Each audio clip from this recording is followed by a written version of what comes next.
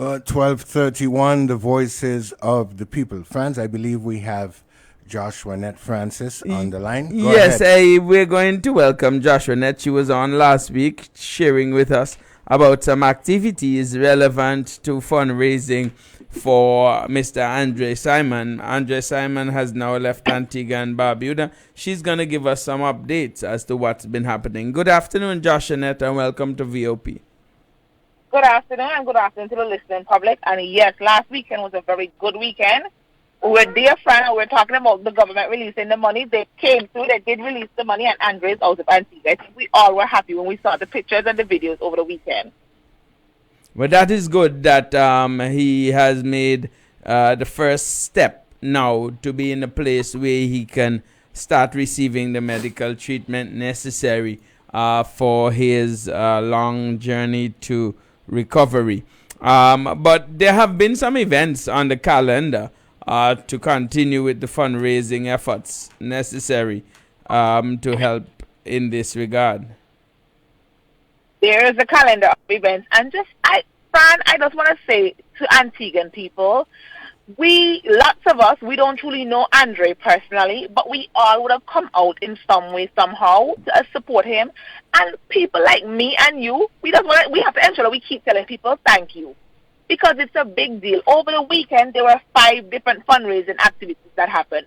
There was a booth at LOL. On Sunday, there was a hike. There was a glow walk. There was a booth at IREP Beach Bar. And then there was also a booth at Alston West. The stuff that Michael Brown does with the different vendors, there was also something happening there. And people have just been really coming together. So when I say Antigua and people are together, I'm going to tell people, I'm going to start to tell people, I lie.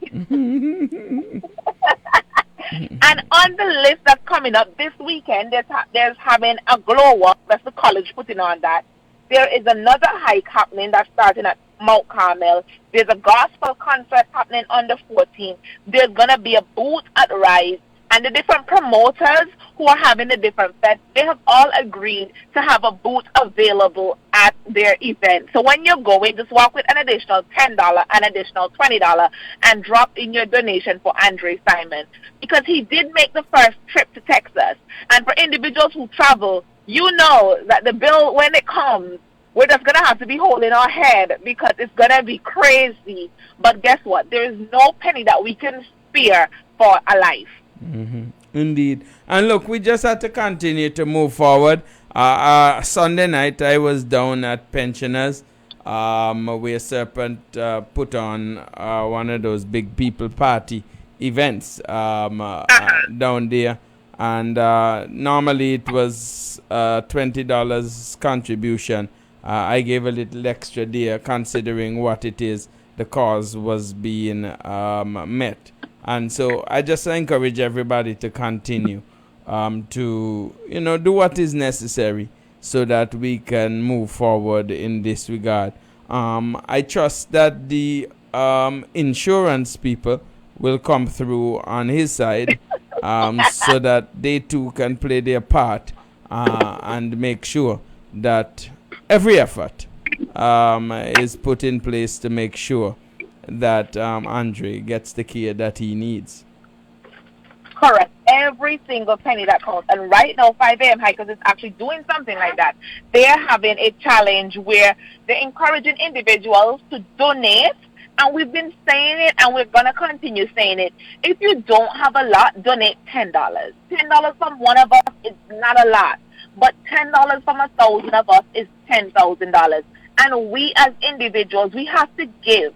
You can purchase tickets for this concert. You can make a donation at Billy's Food Mart. There's so many ways that you can help this young man, because today it's him. Tomorrow it could be me or you. It could be our brother. It could be our sister. And we as individuals, we have to help out where we can. Yeah, well, I certainly endorse that.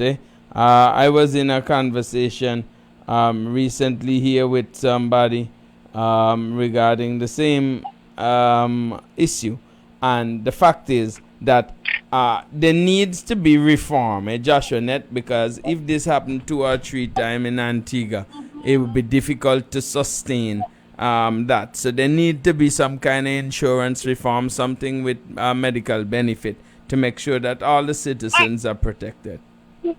Correct. And events like these, we are going to have fundraising events, Fran, and I can agree with you. We now have to think beyond Andre Simon. What can we as a country put in place? Who do we need to speak to? What do we need to do to ensure that everybody will be able to get this care? Because the air ambulance isn't cheap. What do we have in the event that we need to fly with our citizens? Who's going to foot this bill? What can we do? It leads to several questions because we as people, we cannot just live in a world where, boom, okay, we don't care about what's happening around us. Because when they quoted, I think, the air ambulance, $100 and something thousand, the regular Joe come here, you front out $100,000. And that's for my point that citizens, the poorest of every citizen, should have the same access to health care as those who have plenty money. I don't think that should be a matter of socioeconomics.